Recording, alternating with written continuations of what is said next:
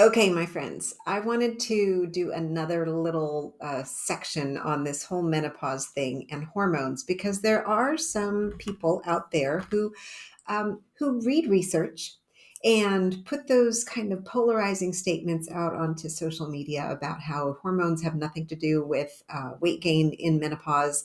And I just wanted to put my 2 cents in there and maybe just kind of clear the air because one of my personal frustrations is the amount of noise that there is in the internet, in the world, in social media about all the things that it really can become quite overwhelming and very frustrating to know what's right, what's not. What are we learning from the research? How does that apply to my life? Does it explain X, Y, or Z that's going on with my body? So I just wanted to kind of address that today. And I just want to remind you that there are always going to be some limitations and skewed perspectives, even in research. Okay. Research itself is very micro focused, and that's necessarily so, right? If you think back to, doing research studies in college or whatever, it's specifically about looking at pieces in relative isolation in order to determine things like correlations and cause and effect. Now, that said, that is how science works, and that's how we learn. And we've really learned how to delve very deep into better understanding every day about how the human body works. But what I want you to reconsider is that the body is also a very complex organism, and there is nothing in the body that works in isolation ever. Okay, that's what I want you. That's the big takeaway here. So you can stop listening now if you want. But ultimately, we are learning bits and pieces in research. And we're trying to learn these bits and pieces and put it together into this bigger picture. But what we have to keep in mind is that how that works together is a very complex, interdependent kind of process, which is dependent upon and unique to each individual's biome. It's like you have your own ecosystem in your body that is very unique, very individualized, and there's absolutely nobody like you on this planet. And so, for us to be able to say that we're going to learn bits and pieces in research and then apply it to the body as a whole, and that this is what this X, Y, or Z means, is actually quite inaccurate because, again, we're learning about it in isolation. We're not taking into context the complexity of the human body in the first place. And then on top of that, we're not taking into context the complexity of how your body has lived through the last 40, 50, whatever years. Okay. You are unique. And so that real specificity is basically impossible. Now, when we hear in social media that we have people, it's usually men, but hey, who am I to say, that are basically out there trumpeting this horn right now that says hormones have nothing to do with weight gain in menopause. And I'm going to tell you that that is false. Hormones are responsible for many, many things, and weight distribution, as I told you yesterday, is one of those things, okay? But hormones are also responsible for this multiplicity of connections within your metabolic system. And those connections, those exchanges and interchanges, they can't be discounted when studying the body in isolation. Okay. We will continue to learn about the body every single day, and there will never, ever be one answer to this question or issue about the hormonal impact on menopause or weight distribution or weight gain or whatever. It's much more complex. So, now that said, I do think that we right now tend to lean a little too heavily on this belief that the changing hormones that come with the aging process are somehow the cause of weight gain in this season of life. I have to tell you, it's a very comfortable and relatively convenient argument, right? We want to be able to place a little blame that the reason we've got this belly showing up or this fat distribution happening that we've never noticed before, it must be hormones. We sometimes we need something to blame it on. Okay. But the problem is, and what we can't discount here is the fact that as your hormones shift, as they change, the body is experiencing those changes metabolically overall, like throughout this entire vessel that we call a metabolic system. It's happening. Everything is shifting and changing.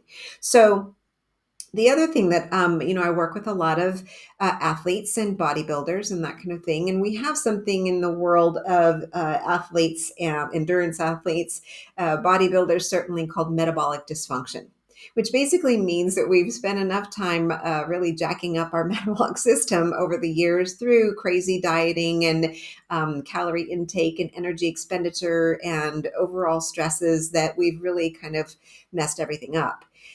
And so when somebody is in this metabolically dysfunctional state, their body actually starts to kind of show up the same way a woman's body does in perimenopause and menopause. And the reason for that is because both are experiencing this shift, this imbalance of hormones.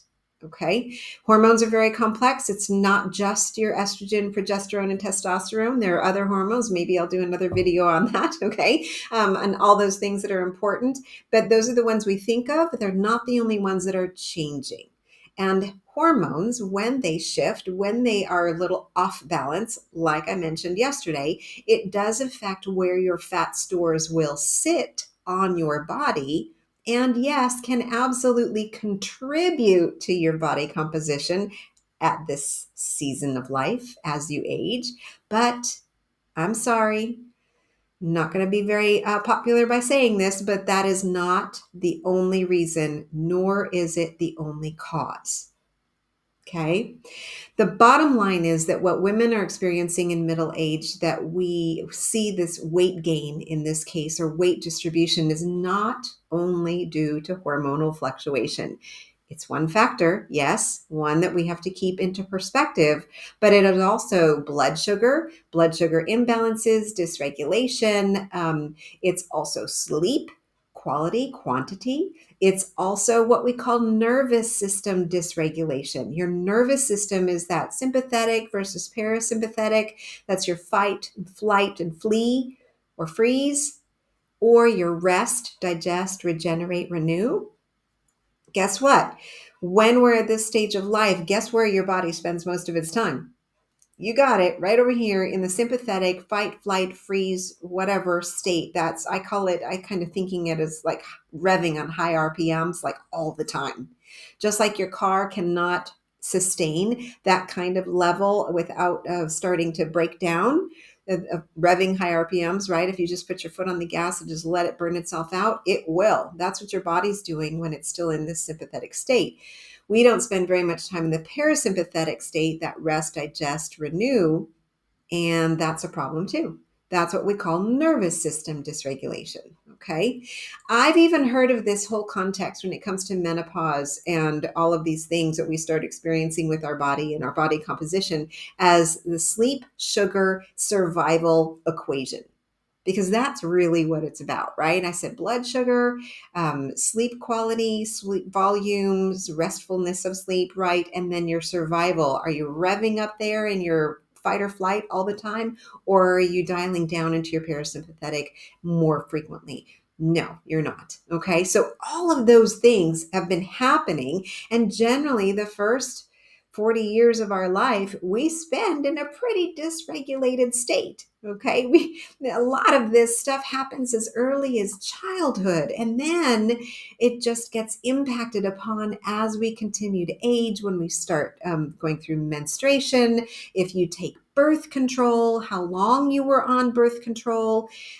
All of these things are affecting that hormone, the dysregulation, the sleep, the sugar, the survival. Okay. It's also if you had children, if you bore children, was it natural or was it a C-section?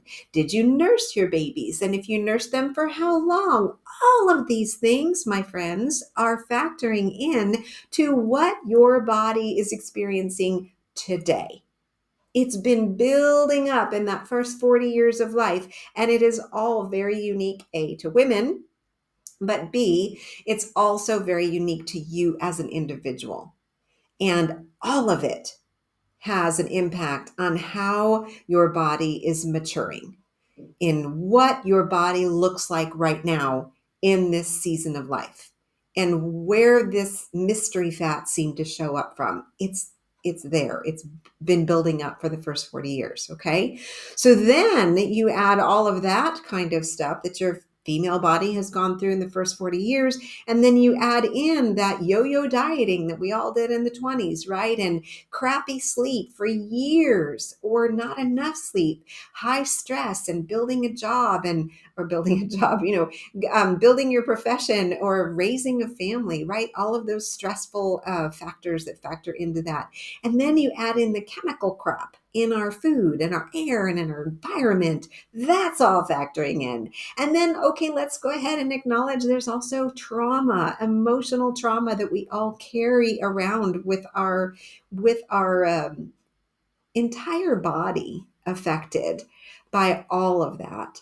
And you take that in this big monster kind of ball of tangled up yarn. That's kind of how I think of it, right? All of those things, in all their unique to you ways, are affecting your entire metabolic system. And yes, that does include hormones, but that is not the only thing factoring in. The bottom line is we all have the makings for a very imbalanced, overworked, and overburdened system in general, as a whole. That mystery weight that just seemed to show on or just packed on or whatever is not so mystery if you take a minute to consider the first 40, 45 years of your life. Okay? Then I knew I wasn't going to be very popular with this one, but then we have all of that. And then we add in the fact that here at this age, at this season of life, most of us are moving less. Most of us do not have enough lean muscle mass.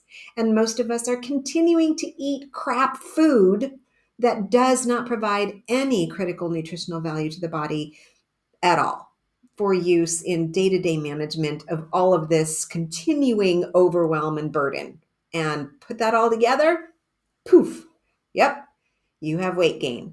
You have stubborn weight. You have, body changing and unrecognizable, whatever, all of that. So just the fact that it's happening right now around perimenopause and menopause, we cannot blame that all on those shifting hormones, the lowering of estrogen, progesterone, and that imbalance with testosterone.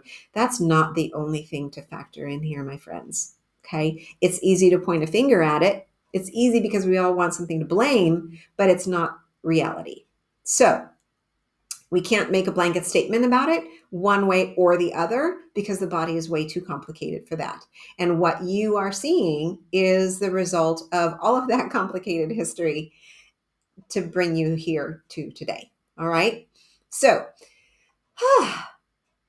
social media and all of the stuff out there intentionally is polarizing. Okay. It's to grab eyeballs. That's the entire intent of everything that you see when you're doom scrolling through Instagram or Facebook or even TikTok. Okay. That's what you're hearing. So just remember that everybody's going to pick a side one way or the other. They're going to even tell you sometimes it's based on the latest research, but do the research yourself if you're concerned or if you need to know. And research is not WebMD. Okay. Research is something called PubMed. if you really want to know what's going on in the research world when it comes to nutrition or menopause or exercise or fitness or health or pretty much anything else, go to PubMed. It's not a club. It's not Club Med. PubMed, okay? That is your place where it's going to be your very best resource for actual research, studies, and information, all right? So if you find yourself questioning or confused or scared because of what you're hearing on social media or somewhere else, um, check it out on PubMed for yourself. Do a little bit of reading. If you don't have the bandwidth to read the whole article and kind of get deep into the studies, read the abstracts. They're super helpful and informative, okay? You're going to be better in the know if you find your information from PubMed than you do from Instagram or your latest TikTok influencer. I promise. All right. And always, I try to bring that information to you. So if you ever have any questions or anything that needs clarification, or you just want like a second opinion on something that you've read or heard, don't hesitate to reach out. Send me a question or write a DM or put some comment in the box below or write me an email or connect with me on in any way, right? I try to make myself as accessible as possible, but I want to try to clear the air and let's bring it back down to the basics, things that we actually know work, and understand that the body is a very complex organism, very unique to you, and we have to work with that understanding in order to make the changes that you would like to see or improve your health for the long term. Okay? You guys have a great day. See you tomorrow.